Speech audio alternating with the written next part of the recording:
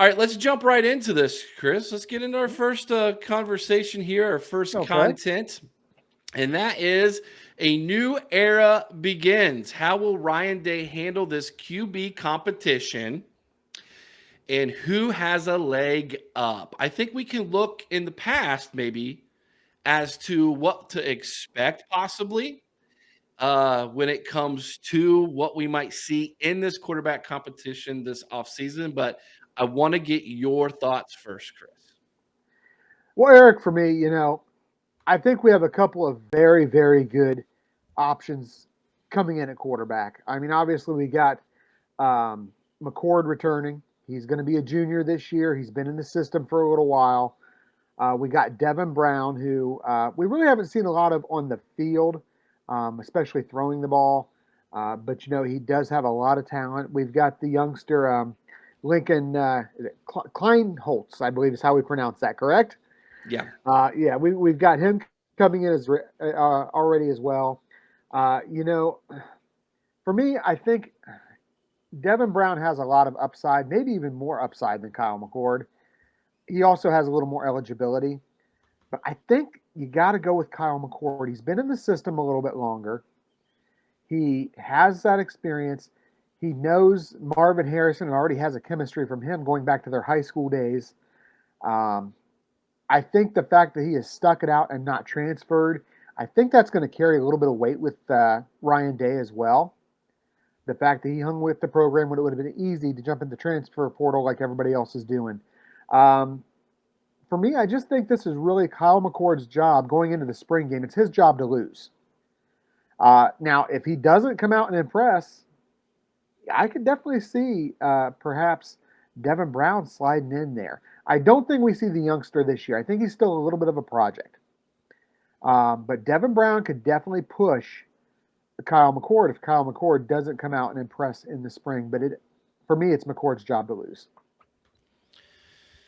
So I don't know that Devin Brown is going to push Kyle McCord, and I've heard a lot of people say that Devin Brown's got better footwork as far as his awareness in the pocket, his ability to scramble, things of that nature. Chris, I'll be honest with you. I just don't think that that is important to Ryan Day. It's not nearly as important on his list of criteria that he looks at in choosing a starting quarterback as it was for Urban Meyer, obviously. It's a completely different offense. And we know now by Mhm. some of the things that have come out in the media that Ryan Day has told his quarterbacks, I don't want you to run unless you absolutely have to. And as we learned, CJ Stroud really took that to heart until the Yeah, last game of his career. He was not going to when he run had to. when he absolutely had to. You're right. And so I don't think that when you look at these two quarterbacks, being Kyle McCord and Devin Brown, that with the ability to scramble or run or the read option is nearly as important to Ryan Day as someone who can manage the offense and make all the throws within the offense. And of course, based off that route tree that Ohio State has with these wide receivers, you need someone with a big arm who can throw all of those throws in that route tree, all of those NFL throws that you hear about. So, that being said, I say that, but at the same time, I'm going to contradict myself and say Ryan Day is nowhere near going to call a starter in this thing. There is absolutely no way that we come out of spring and Ryan Day says Kyle McCord or Devin Brown's my starter. And here's why. Yeah. He does not want either one of these guys to go into the portal. He just doesn't want that to happen. He wants both of them there at least for one more season. He wants four guys, four scholarship quarterbacks in that Mhm. room at all times. And in order for that to happen, I think it's very, very important or paramount here that he keeps his decision close to the vest and he does exactly what he did when he had Justin Fields here and he says, I'm not going to call the starter until game one. Yeah. Did the same thing with CJ. So I think going on past history, Ryan Day is not going to call a starter. He's going to talk about it being a competition from day number one. And I do agree with you that I believe Kyle McCord does have a leg up in this thing. but Devin Brown absolutely could push the envelope here. And if he comes out and has a really good spring, and I'm not talking spring game because let's be Right. honest, that's just icing on the cake. What's the substance? That's the practices in spring. Can Devin Brown push Kyle McCord enough here that they come out of spring and Ryan Day says, at this point, it's 50-50. But I think he really wants to know who has the leg up coming out of spring. Chris, what are your thoughts on that? Oh, I agree with you 100%. You know, Day is going to know, I think, or at least have a good idea after the spring of who his starting quarterback is going to be. But I'm with you. There's no way he's going to share that with us or with anybody else. Um, he needs those two experienced quarterbacks. This is a very good roster at the skill positions right now. Um, and you need somebody who is going to be a more than not just capable, but more than capable backup should something happen to whoever the starter is. So he doesn't want to see anybody leave this system. I mean, you look at the injuries we saw in the running back room last year, and you know, I just don't see that like you said, I can't imagine him saying, "Okay, Devin, we're giving Kyle the job, so you know, good luck to you." I just don't see that. He has to have that experienced backup, and we don't have that in Lincoln, and we don't have that with the kid who transferred in. I mean, yes, he's a graduate transfer, I believe. The young man who transferred in, correct? Yeah, he's got one Yeah, year of eligibility he's got left. 1 year of eligibility left, but he's not familiar with the system. Mm-mm. Yeah, he needs both of them there. So you're right. He's not going to make a move as That's far an as the next. insurance. That's an insurance policy. If Yes. one of them leaves and then you have an injury and then you're in the oh crap situation, you've got someone there with some college experience. That's all that is. Ryan says Mark Pantoni said Brown is elite. Devin Brown is elite there. So I mean, having Pantoni's, I guess stamp of approval is one thing. Getting Ryan Days is what really matters Yeah. there. Exactly. So it's great that Mark likes you and is pulling for you and maybe feels that you're really good in the weight room, maybe you're really good in the film room, and all of those things do count absolutely. But at the end of the day, can you lead this offense? CJ led the offense in Ryan Day's mind. I watched a former OSU quarterback who went down to via LSU, who now leads Cincinnati, who's an absolute dog. Do we Yes. have that guy?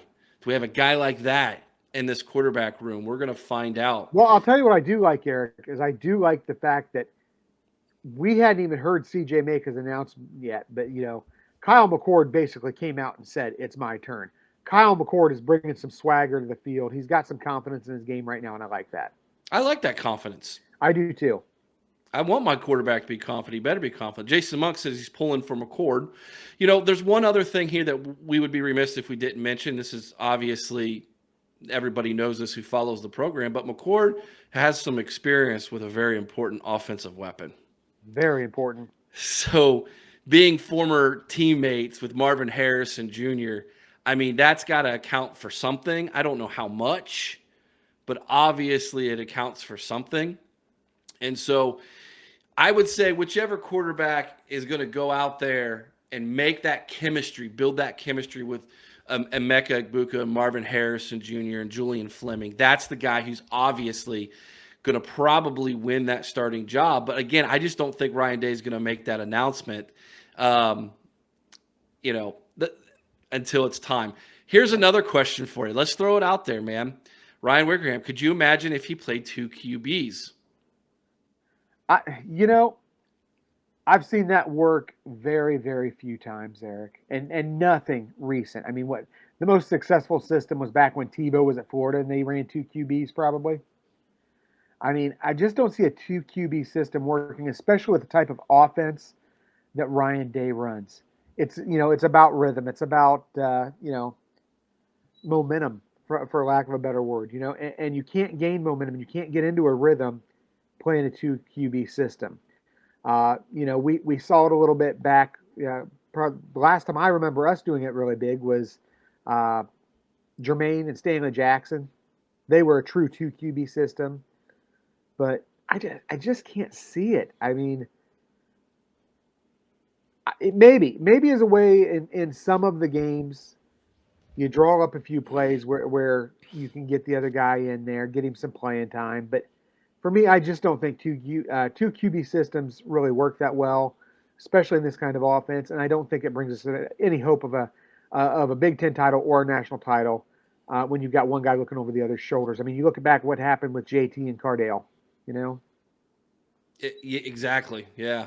Um, it wouldn't make sense unless both quarterbacks were extremely different. They were yeah, opposite style quarterbacks. I don't know that Devin Brown is so much different than Kyle McCord. Even if right. he is more athletic and a little bit faster and wants to run the football a little bit more than McCord, is it that significantly different enough to justify running a two quarterback system? Plus, I'm not a fan of it personally. No. I just feel like it brings up way too many issues on your offense as far as leadership. Who's the man in the last drive? Who are they going to go to? Commanding that huddle. Well, I was going to say another big thing, Eric's going to be you're going to have guys jumping constantly because they're going to have different cadences, different rhythm to their cadence. I mean, it is a recipe for disaster. I think when you see a two QB system run. Yeah, Monk says the two QB system is asking for failure. There isn't ever any chemistry built that way. I agree with you, Monk. Mhm. You really are. You're almost asking for failure there.